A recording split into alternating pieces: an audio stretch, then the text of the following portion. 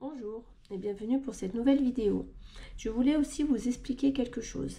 C'est-à-dire que souvent on parle de la couleur de la teinte blanche et qu'on ne l'utilise pas à l'aquarelle. Moi ce que je voudrais dire c'est que on n'utilise pas si vous n'en avez pas besoin. Mais si vous en avez besoin, moi je préfère utiliser du blanc titane qui est opaque ou alors le blanc de Chine si vous voulez, mais il est transparent. Et en fait en très petite quantité plutôt que de la gouache, c'est-à-dire que on va faire des mélanges. Vous vous rappelez, je vous ai fait une petite capsule avec les mélanges. Et ben on va utiliser la palette que l'on vient de préparer, et puis sur du papier d'exercice, du papier cellulose, et on va faire les mélanges avec le blanc. Je fais très attention avec le blanc, c'est d'utiliser un pinceau propre parce que voilà, le blanc se teinte très rapidement, donc je vais prendre un pinceau propre pour aller le chercher. Et on va mélanger, donc un petit, là il est propre, mon pinceau, celui-là aussi, le blanc aussi, et je vais venir le mélanger à ce mélange. Regardez.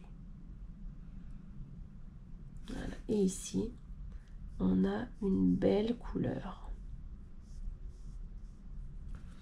Si vous avez envie d'avoir cette couleur à l'aquarelle, bah vous pouvez le faire, d'accord? C'est pas interdit. Par contre, ce sera une couleur qui sera opaque, parce que là, je suis avec du blanc titane.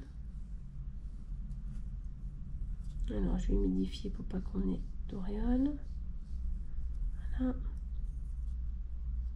Je vous fais travailler les auréoles en même temps. On va le laisser sécher. Hop.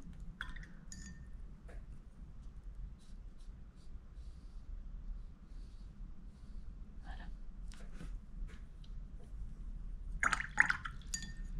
Donc là, on a ajouté du blanc ici à ce mélange que l'on avait avec le rouge et le terre de sienne brûlé. Maintenant, hop, je rince bien. Ici, j'ai du jaune avec du terre de sienne brûlé. Je viens chercher du blanc et je viens ici faire un petit mélange. Regardez. Est-ce que vous reconnaissez cette couleur?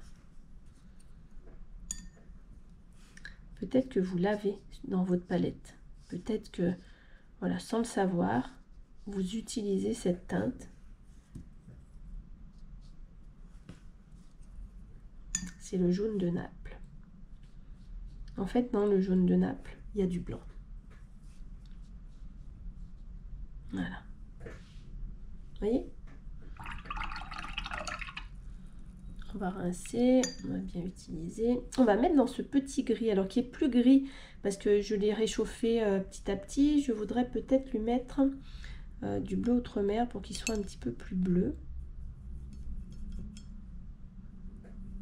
On va revenir sur un noir. Voilà. Et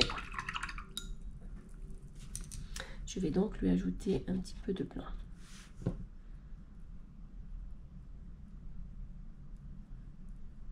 Vous voyez son pouvoir. Regardez.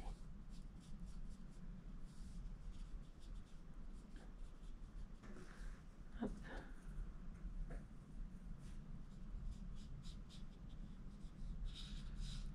Voilà. Et lui permettre, voilà, de se diffuser. Nous permet d'avoir des jolis petits gris, des gris de béton, ce qu'on peut appeler. Lequel j'ai pas fait? J'ai fait ici, j'ai fait avec le rouge, j'ai fait avec le jaune. Là, c'est un petit peu le bleu. Après, on peut aussi faire avec des couleurs que l'on a ici. Peut-être même simplement avec le terre de sienne, pourquoi pas. Avec le terre de sienne brûlé qui est ici. Voilà.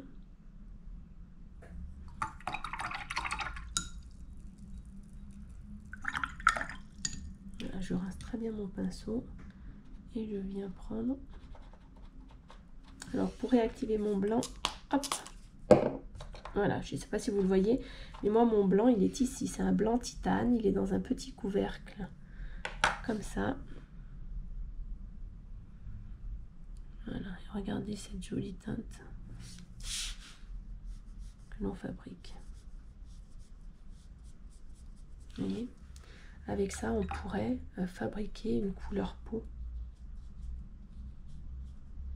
Regardez. Alors là, il manque un petit peu de bleu, d'accord, pour faire une teinte de peau. Mais voilà, une peau très très claire, lorsque l'on fait un portrait, ou on pourrait l'utiliser. Et dedans, il y a du blanc. Est-ce que vous voyez qu'il y a du blanc? Donc, lorsqu'on le sait, oui, mais lorsqu'on l'utilise, non. C'est-à-dire que c'est Neulier, Daniel Smith vous propose ces teintes-là. Voilà, alors je n'ai pas ici le nuancier, mais je sais que vous utilisez des couleurs où il y a du blanc dedans. Alors moi, je vous dirais, ne vous privez pas. Si vous voulez utiliser du blanc, faites-le. Voilà, donc ça sera ma petite capsule sur le blanc. Et je pense que je vais vous faire une petite capsule sur le noir. À très vite!